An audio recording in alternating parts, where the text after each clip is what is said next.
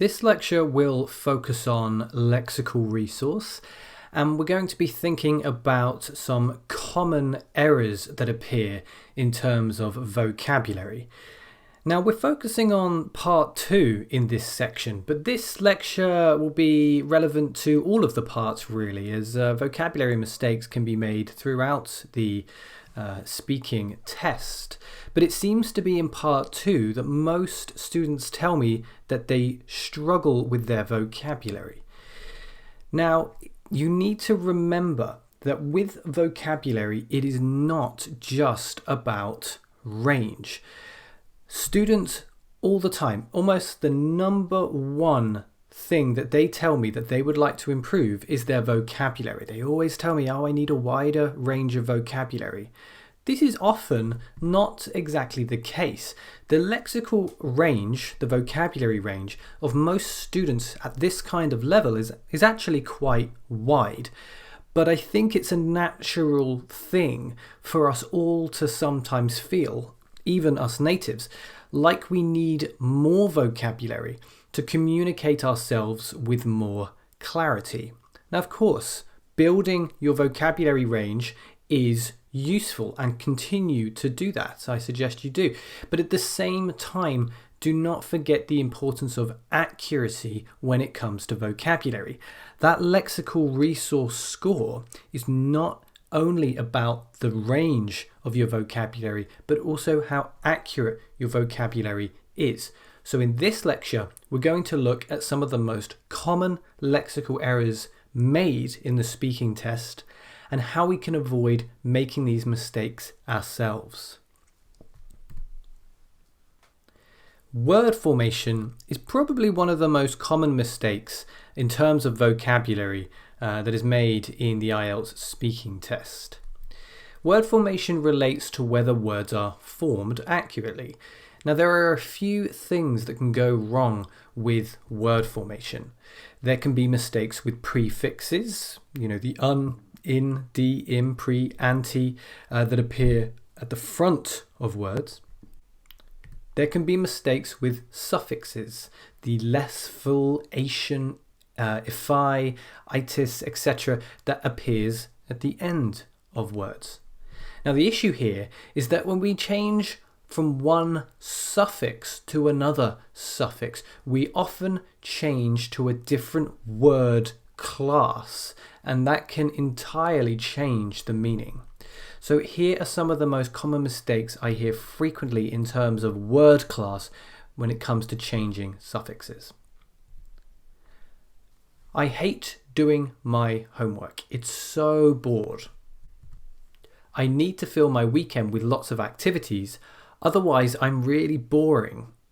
That is a no-no. Definitely not. In the second sentence, you're actually telling everybody that you're no fun. You're a boring person. You would describe yourself as boring. Now, that's obviously not right, and we want to switch those two the other way around. My homework is boring. I'm really bored if I don't fill my weekend with activities. This is a problem of suffixes, as we just looked at a moment ago. Now, you describe something as boring. Now, that might help with the ing there. Something as boring. And you feel bored. Feeling. You feel bored. You describe something as boring. With this in mind, let's have a look at a couple of sentences, and I want you to see if you can locate the mistakes in these sentences as well as fix the mistakes. I'm really interested in archaeology. I love the idea of digging up the past and learning about how people from the past lived.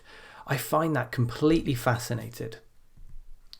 My husband and I have just booked a holiday to the Caribbean for next summer, so I'm really excited as work has been so stressed recently. I can't wait to feel more relaxing. One thing I find really annoyed is the way that children these days spend all their time on their phones. No wonder they're so boring.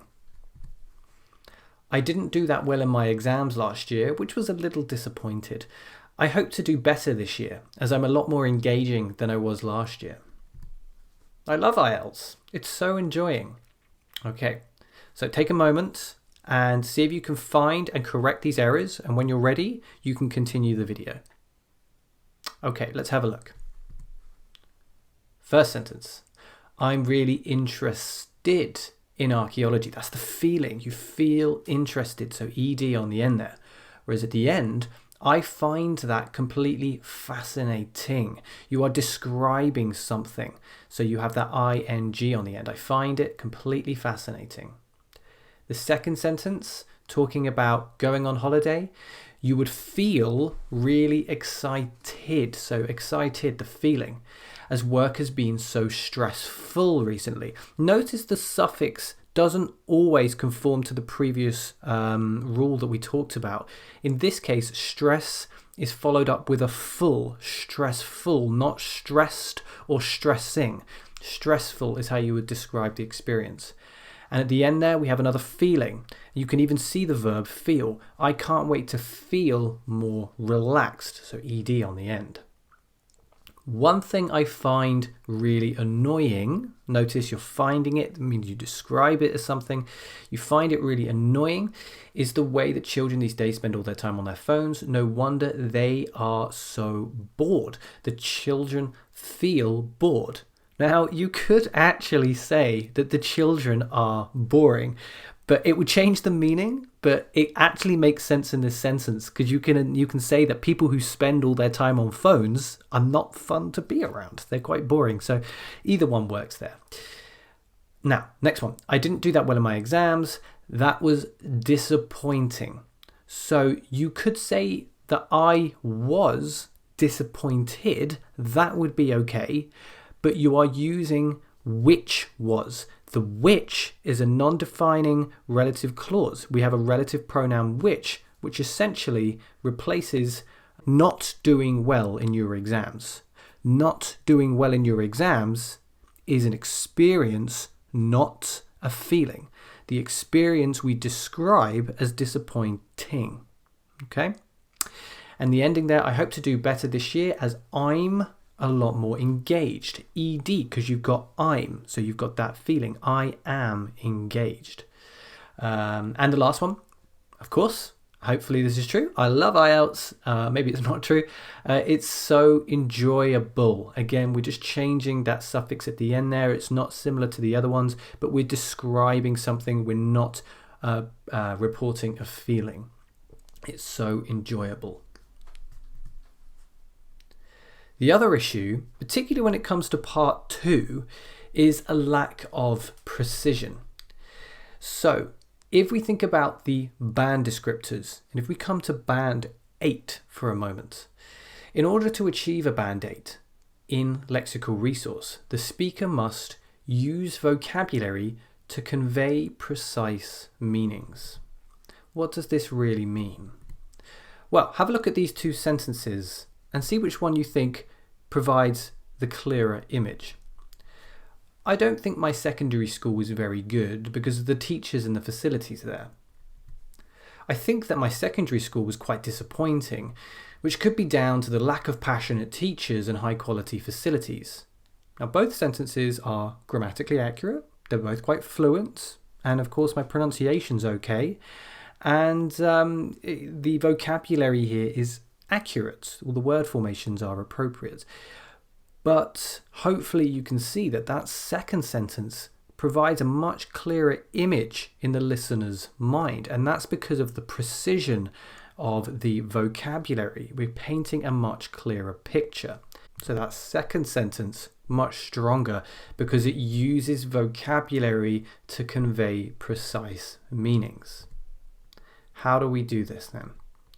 Well, there are a couple of ways we can fix this issue when it comes to defining things, and that's where we need the most precision. The first thing you can do is to acknowledge all of the adjectives that you are too dependent on, that you are too reliant on. Here are some of the most common. You may have a few of your own. Try to notice them when they appear. Try to notice the words you repeat too often. These ones are very common. Good, nice, lovely, beautiful, bad, funny, interesting, important, fine, boring, happy, sad, big, small, strong, and weak. Now, it's important to acknowledge that these words are okay. They are fine. It's very natural to say these words and say them fairly regularly.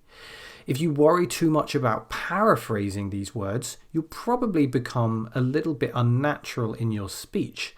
However, if we want to be more precise and shoot for that band 8 score, we may need to think about explaining further and using more precise adjectives.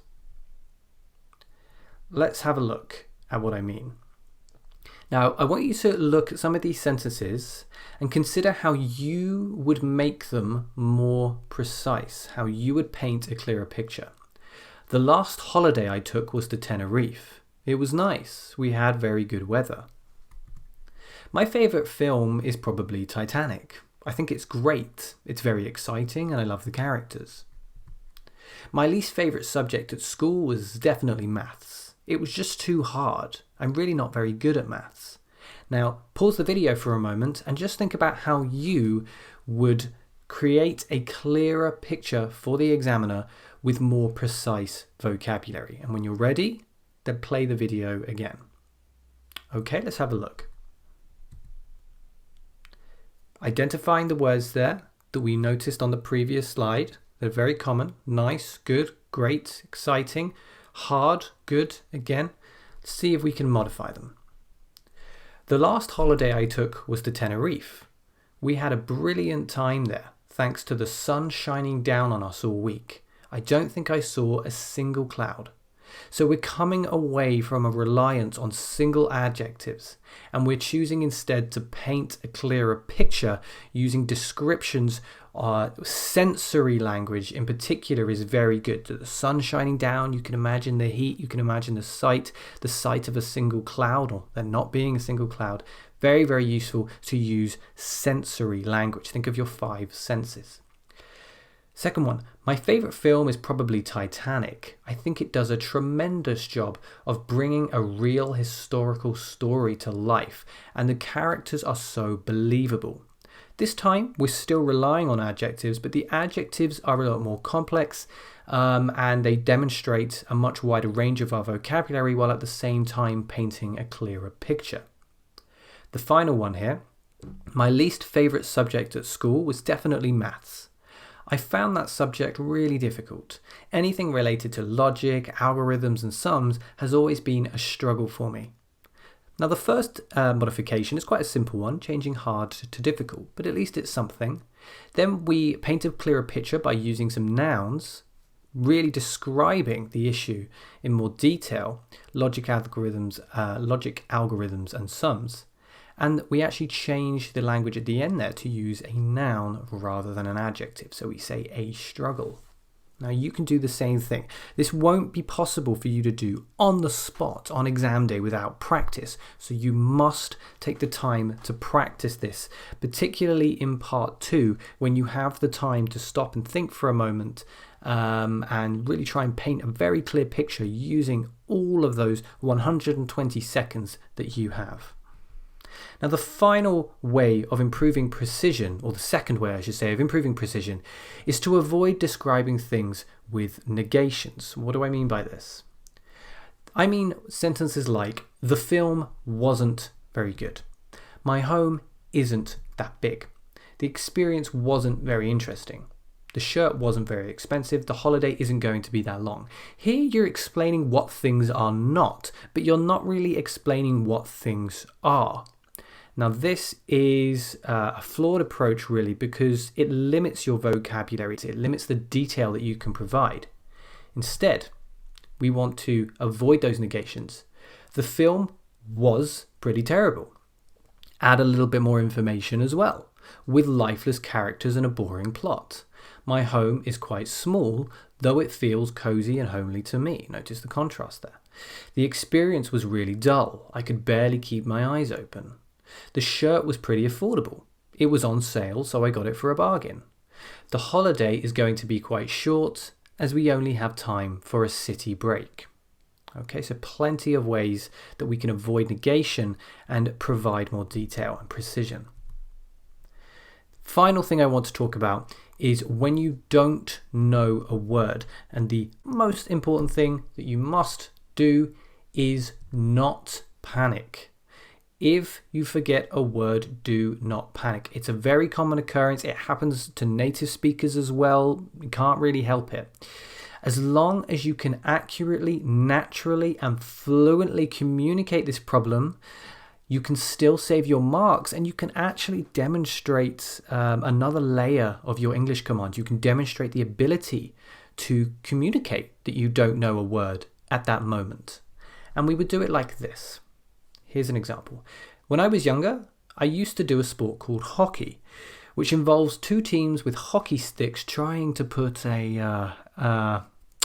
I'm sorry, the word seems to have escaped me. Okay, I'm sorry, the word seems to have escaped me. Or, sorry, I seem to have forgotten the word. Sorry, I seem to have forgotten the word. But it involves putting a flat, round, black object into the opposing team's net by hitting that object with their hockey sticks. That flat, round, black object in hockey, by the way, is called a puck, but that's not really important here. What's important is that we use that language for forgetting language. Oh, I'm sorry, the word seems to have escaped me. Sorry, I seem to have forgotten the word. That's okay. It won't have a massive impact on your mark if you communicate this problem with this language. And then you do your best to describe the word with the words that you do know.